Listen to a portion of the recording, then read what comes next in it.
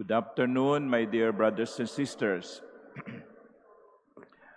From the first reading, coming from the second letter of St. Paul to the Corinthians, the apostle reminds us that each must do as already determined, without sadness or compulsion, for God loves a cheerful giver.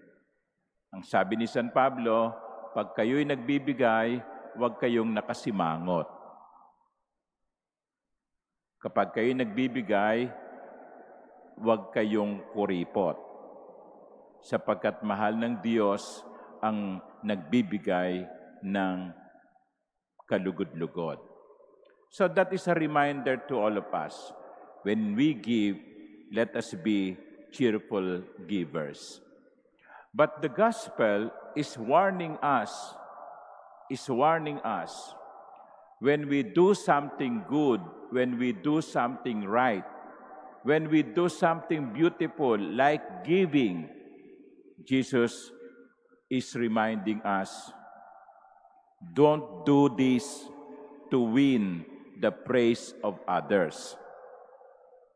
So ang sabi ng Panginoon, kapag kayo ay maglilimos, huwag ninyo itong ipangalandakan upang purihin kayo ng mga tao.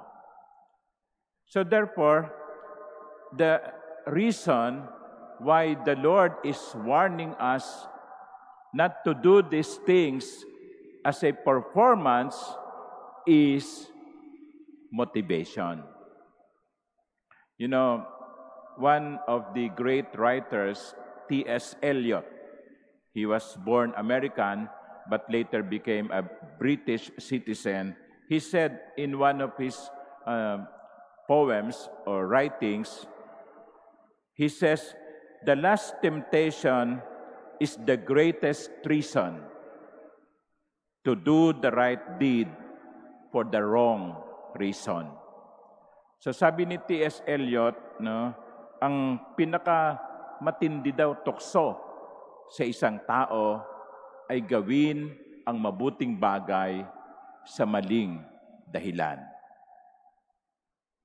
Ang gawin ang isang mabuting bagay sa maling dahilan. At yan ay posibleng mangyari kapag ang ginagawa natin ay ginagawa natin bilang palabas. Para lang purihin ng mga tao. Para sabihin, oy, ang bait-bait niya. Para iboto. Diba? May mga politiko, no, pag piyesta sa barangay, pas piyesta sa parokya, ang laki-laki ng tarpaulin at bumabati ng happy fiesta. Pero kuminsan, mas malaki pa yung mukha niya kaysa sa mukha ng santo na ipinagpipiesta. Why? What is the reason? Isa ba itong tunay na pagbati? Sana. Sana. Pero kung minsan, ginagawa para makilala. Para makilala.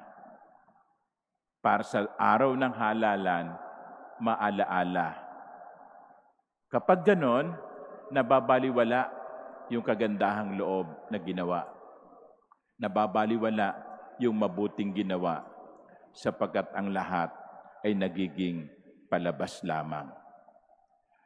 Today, we are being reminded to be cheerful giver. But also today, we are being warned by the Lord in the gospel, check your motivation. Amen.